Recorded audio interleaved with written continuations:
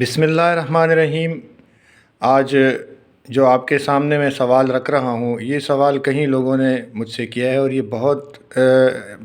زیر بحث رہا ہے کہ کیا پشتون قوم کی ابتدا کہاں سے ہوئی اور کیا پشتون قوم کا تعلق بنی اسرائیل سے ہے۔ اور تیسرا سوال جو بہت زیادہ جس کے بارے میں گفتگو ہوتی ہے آج کل، وہ ہے پشتون اور پٹھان میں کیا فرق ہے۔ بنیادی طور پہ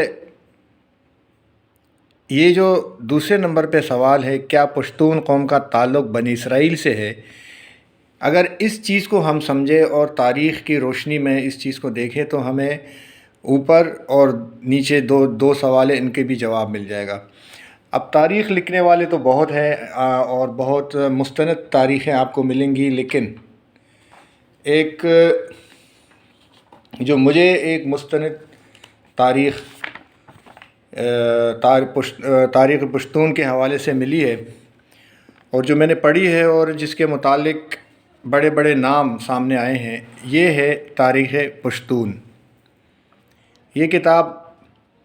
تقریباً 95 سال سے زیادہ پرانی ہے اور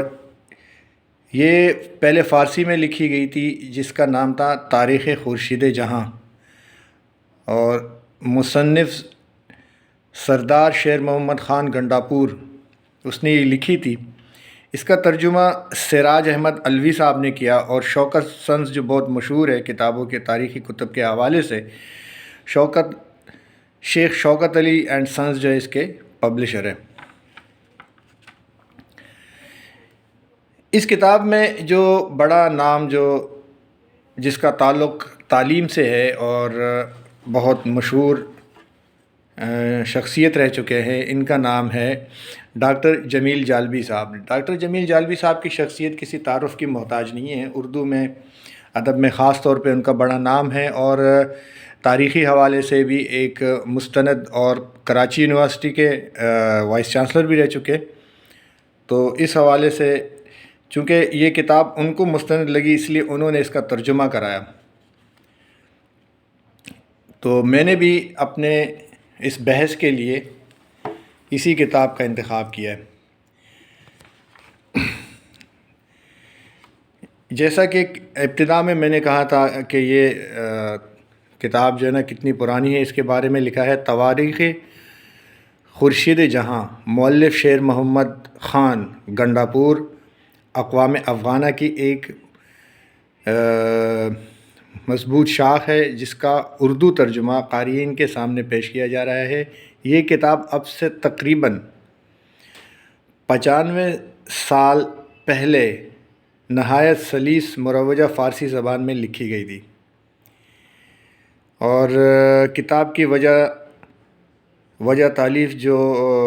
صاحب تالیف نے بیان کی، اس کا خلاصہ یہ ہے کہ مؤلف نے پہلے تاریخ افغانہ کے نام سے لکھی تھی، لیکن وہ کتاب پھر کسی اور شخص نے چاپ لی اپنے نام سے، تو انہوں نے پھر گنڈاپور صاحب نے دوبارہ یہ کتاب نئے سرے سے لکھنی شروع کی۔ چونکہ کتاب کا موضوع تاریخ اقوام افغان ہے، اس لیے بنی اسرائیل کا حال بڑے شر و بسط کے ساتھ لکھا گیا ہے اور بصیرت افروز ہے۔ عرب میں بحیثیت نبی کریم صلی اللہ علیہ وآلہ وسلم کے تشریف لانے کے بعد افغانہ کے مورث اعلیٰ قیس عبدالرشید اور ان کے گروہ کی مدینہ میں آمد، قبول اسلام، غزوات میں شرکت، لفظ پٹھان کی تحقیق بھی بڑے دلچسپ موضوع ہے، اور کتاب کی افادیت کے ضمن میں اسی طرح لفظ پشتو کی اصل اور پشتونوانی یا پشتوانی کے معنی بھی فکر انگیز ہے۔ اب ہم آتے ہیں اس کتاب میں کہ شروع میں ان کا کہاں سے تعلق رہا اور جو ابتدا ہے پشتون قوم کی وہ کہاں سے ہوئی۔ یہ برقیہ اور آرمیہ یہ بہت مشہور شخصیات تھے، اور ان کا تعلق حضرت نوح علیہ السلام کی اولاد سے تھا۔ حضرت نوح علیہ السلام کی وہ اولاد یا وہ بیٹے جو حضرت نوح علیہ السلام کے اوپر ایمان لائے تھے، مسلمان تھے اور بہت شریف تھے۔ ان کے بیٹوں کی اولاد اول میں سے یعنی کہ ان کے پوتے برخیا اور آرمیہ تھے۔ برخیا کے فرزند کا نام آصف تھا۔ یہ دونوں بھائی تھے، برخیا اور آرمیہ، اور برخیا کے فرزند یعنی بیٹے کا نام آصف اور آرمیہ کے بیٹے کا نام تھا افغانہ، معروف افغان تھا۔ جب حق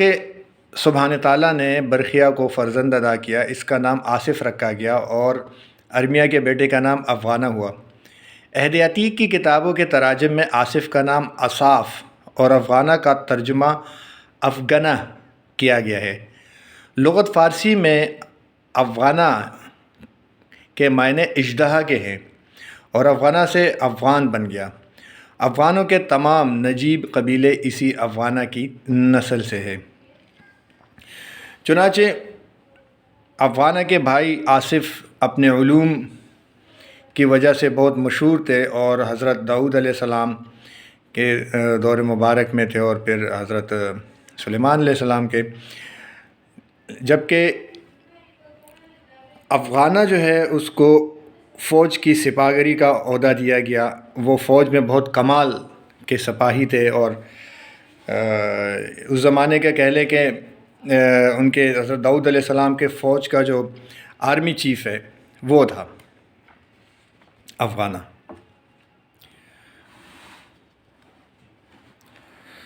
اب افغانہ نسل اور آصف نسل کا آپس میں جو تعلق ہے یا بعد میں یہ افغانہ بن گیا یہ ایک دوسرے میں مرج ہوئی، اس کے بارے میں راقم لکھتا ہے کہ راقم سے مرقوم ہے کہ حق سبحانہ تعالیٰ نے آصف کو چند فرزند عطا کیے تھے اور افغانہ کو لگ بھگ 18 بیٹے عطا کیے تھے، اور حضرت داؤد علیہ السلام کی حیات مبارک میں ہی افغان کی اولاد اتنی زیادہ ہو گئی تھی کہ بنی افغان کے نام سے الگ خیل و قبیلہ قائم ہو گیا، اور آصف کی اولاد زیادہ نہیں بڑھی اور ان کا قبیلہ چھوٹا رہا اور یہ لوگ افغان خیل میں ہی شامل ہو گئے۔ اس زمانے میں دونوں بزرگوں کی نسل افغان کہلائی، اور سلیمان علیہ السلام نے پدر بزرگوار کی نصیحت کے مطابق جیسا کہ اوپر ذکر کیا گیا ہے فوج کا سالار اور امیر الامراء مقرر کیا تھا، اور بنی اسرائیل کے تمام چھوٹے بڑے سرداروں میں انہیں سب سے زیادہ قدر و منزلت عطا کی تھی۔ نیز باپ کی وصیت اور حکم خداوندی کے بموجب امور سلطنت کے نفاذ اور بادشاہی احکام کی ترویج کی پوری استعداد موجود ہے۔ 70,000 نائبین شجیع اور حاجب افغان کی ماتحتی میں دیے گئے اور حکم دیا کہ اس بیت مبارک کی تکمیل کی پوری کوشش کرے اور جلد از جلد بیت الاقصیٰ کی عمارت مکمل ہو۔ چنانچہ افغان نے بڑی مستعدی اور ہوشیاری سے نہ صرف جواہر اور اسباب نفیسہ کی جن کی تکمیل کتابوں میں موجود ہے بلکہ یہ مبارک عمارت تکمیل کو پہنچا دی، اور حضرت سلیمان علیہ السلام افغان کی کارگزاری اور آصف کے انتظام سے بہت خوش ہوئے، اور آصف روز بروز حضرت سلیمان علیہ السلام کے منظور نظر ہونے لگے اور ان کے ہمراز اور مثانہ ہونے کا ان کو شرف حاصل ہوا۔ جناب افغانہ نے سر دربار راز کی باتیں کرنے کے لیے عبرانی زبان کو بدل کر، اب یہ غور سے سننے کی بات ہے، سمجھنے کی بات ہے کہ جناب افغانہ نے سر دربار راز کی باتیں کرنے کے لیے یعنی پاسورڈ یا کوڈ لینگویج جسے آج کے اصطلاح میں کہا جاتا کی باتیں کرنے کے لیے عبرانی زبان کو بدل کر ایک نئی زبان تخلیق کی جسے اہل دربار نہیں سمجھتے تھے، اور اس کے ذریعے سلیمان علیہ السلام اور ان کے یہ دونوں بزرگ امیر آپس میں گفتگو کرتے تھے۔ افغان کی نسل کے اکثر لوگ عہدۂ جلیلہ پر فائز تھے، چنانچہ اس طائفہ کو حضرت سلیمان علیہ السلام کے قربت رکھنے کے باعث طائفہ سلیمانی کہتے تھے، اور افغان کی زبان و لغت زبان سلیمانی کے نام سے مشہور ہوئی، اور عرب کے لوگ اس وقت سے آج تک طائفہ افغان کو سلیمانی بھی کہتے ہیں۔ یہ تھا حضرت سلیمان علیہ السلام سے پختونوں کے یا افغانوں کے جد امجد کا قرب۔ چنانچہ آگے ہم بڑھیں گے اور یہ دیکھیں گے کہ مصنف نے اور کیا ثبوت دیے ہیں جس کی روح سے ہم یہ کہہ سکتے ہیں کہ یہ ان کا تعلق بنی اسرائیل سے ہو اور یہ ہماری بات مزید پختہ ہو جائے۔ ناظرین کرام، جب بنی اسرائیل کو سزا دینے کے لیے اللہ سبحانہ شانہ نے ان پہ ایک ظالم بادشاہ بخت نصر کو ان کے 60,000 خونخوار اور صفاق سواروں کے ساتھ مسلط کیا اور بنی اسرائیل کو شکست دی، اور بنی اسرائیل کو انہوں نے بے تحاشا کو قتل کیا اور کچھ کو قیدی بنایا، جن میں افغانوں کا ذکر جب آتا ہے تو یہ لوگ ترک وطن کر کے 3 گروہوں میں تقسیم ہو گئے۔ ایک بہت بڑا قبیلہ جن کے قائد بنی افغان اور بنی آصف تھے، ممالک عجم کی طرف روانہ ہو گئے اور ولایت خراسان تک پہنچ گئے،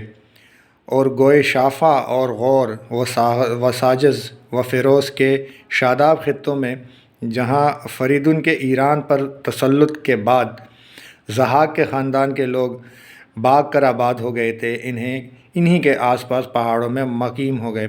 اور بعد میں وہیں بس گئے۔ جلاوطنوں کا دوسرا گروہ جو افغان اور ان کے متعلقین کے گروہ سے نسبتاً چھوٹا تھا، چند افغان قبیلوں کے ساتھ ممالک عرب کی طرف چلے گئے اور حجاز اور یثرب کی سرزمین میں اقامت اختیار کر لی۔ تیسرا گروپ اگر وہ بنی اسرائیلی قیدیوں کا تھا، جس میں اکثر یہودا کی اولاد کے بادشاہ اور بادشاہ زادے تھے۔ ایک روایت کے مطابق وہ 10,000 اور دوسری روایت کے مطابق 12,000 تھے، اور یہ لوگ تمام لوگ بڑے پرہیزگار اور عالم تھے، اور چونکہ انہوں نے بخت نصر کو سجدہ کرنے سے انکار کر گیا تو اس لیے سب کو قتل کر دیے گئے، اور اس گروہ کے باقی ماندہ لوگ جن کی تعداد 4-5 ہزار کے درمیان تھی، کچھ عرصہ قید بھگتنے کے بعد رہا کر دیے گئے اور وہ شہر مقدس کو واپس چلے گئے۔ چنانچہ انہی بنی اسرائیلیوں میں سے کچھ لوگ جو عرب میں جنہوں نے رہائش اختیار کر لی، ان میں بڑے بڑے اس وقت کے صحابہ کرام جو بعد میں مسلمان ہوئے وہ بھی شامل تھے۔ مدینہ منورہ میں یہودیوں کے یعنی کہ بنی اسرائیل کے 2 قبیلے آباد تھے۔ اس کے علاوہ مکہ میں بھی کچھ لوگ تھے۔ انہی میں ایک حضرت خالد بن ولید رضی اللہ تعالیٰ عنہ کے بارے میں بھی آتا ہے کہ حضرت خالد بن ولید رضی اللہ تعالیٰ عنہ نے نبی پاک صلی اللہ علیہ وسلم نے آپ کو ایک خط لکھا اور ان کو کہا کہ آپ اس گروہ کو یعنی جو خراسان کے افغانہ کے نسل سے ہیں، ان کو یہ میرا خط پہنچا دے۔ جب ان کو خط ملا تو انہوں نے اسلام کو قبول کر لیا۔ اس گروہ کے چند بزرگ ترین اشخاص جن میں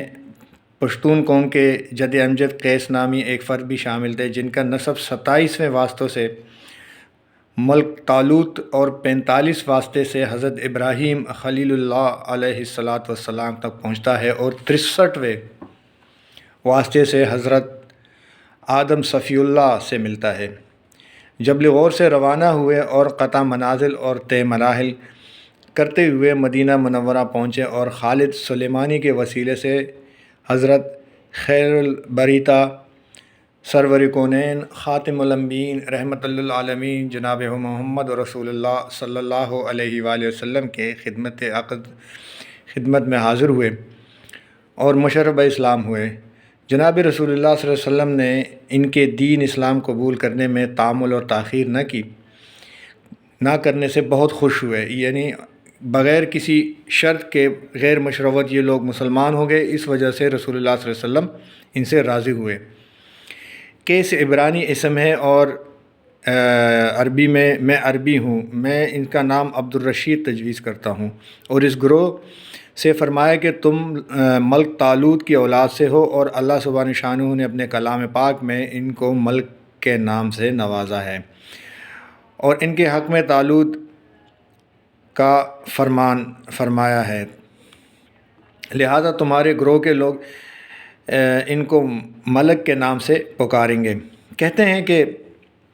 اس کے بعد سے عرب کے لوگ ان کو ملک عبد الرشید کے نام سے پکارتے تھے، چونکہ اس زمانے میں حضرت سیدنا رسول اللہ صلی اللہ علیہ وآلہ وسلم عازم فتح مکہ تھے۔ ملک عبد الرشید کو مع 9 مسلم افغانوں کے خالد بن ولید رضی اللہ تعالی عنہ کے ہمراہ اس غزوہ میں متعین فرمایا، اور روز فتح مکہ جب مکہ مکرمہ جب ابو جہل اور دوسرے شیخان قریش نے خالد رضی اللہ تعالیٰ عنہ کے لشکر پر حملہ کیا، جو ایک بت خانے میں ٹھہرا ہوا تھا، اور جیسے آب دیر خالد کہتے ہیں، سلیمانیوں کی ضرب شمشیر کی تاب نہ لا کر مکہ کی جانب بھاگ گئے، اور خالد اور ان کے لشکریوں نے گلی کوچوں میں ان کا تعاقب کیا، اور اس مارکے میں چند کافر اہل قریش ملک عبد الرشید کے ہاتھوں سے جہنم رسید ہوئے۔ یہ حضرت خالد بن ولید رضی اللہ تعالیٰ عنہ کے حوالے سے، اور یہ بات تھی کہ ان کا بھی ذکر خیر۔ ناظرین، ان تمام کتابی حوالوں سے میں نے بتانے کی کوشش کی کہ بنی اسرائیل جو اصل میں حضرت یعقوب علیہ السلام کا لقب تھا اسرائیل، تو بنی اسرائیل کا مطلب ہے یعقوب علیہ السلام کی اولاد۔ اس کا مطلب ہرگز نہیں ہے کہ پشتون کا تعلق یہودی خدا نخواستہ یہودی مذہب سے ہے، بلکہ ان کا تعلق بنی اسرائیل کے ان لوگوں سے ہے جو اس وقت بھی ایمان لے کر آئے تھے، اور اس وقت یہ حضرت داؤد علیہ السلام اور پھر آپ کے بعد حضرت داؤد علیہ السلام کے فرزند حضرت سلیمان علیہ السلام کے اوپر ایمان لے کر آئے تھے۔ تو یہ ان کی نسل ہے، اور بعد میں کس طریقے سے یہ مسلمان ہوئے، جیسے یہ مسلمان ہوئے ان کا میں نے مختصر آپ کو بتایا کہ قیس عبد الرشید صاحب جن کو بعد میں صحابہ رسول صلی اللہ علیہ وآلہ وسلم ہونے کا بھی شرف رہا۔ اس کے بعد میں اگلی ویڈیو میں بتاؤں گا قیس عبد الرشید کے حوالے سے، جہاں سے دوسرا سوال جو میں نے شروع میں پیش کیا تھا لفظ پٹھان کی تلاش میں، وہ ہمیں قیس عبد الرشید کے متعلق جب ہم بات کریں گے اور مختلف کتابوں میں عرقریزی کریں گے تو اس سے ہمیں یہ چیز پتہ چلے گی۔ اگلی ویڈیو تک کے لیے انتظار کیجیے گا، انشاءاللہ آپ سے ملاقات ہوگی۔ اللہ نگہبان۔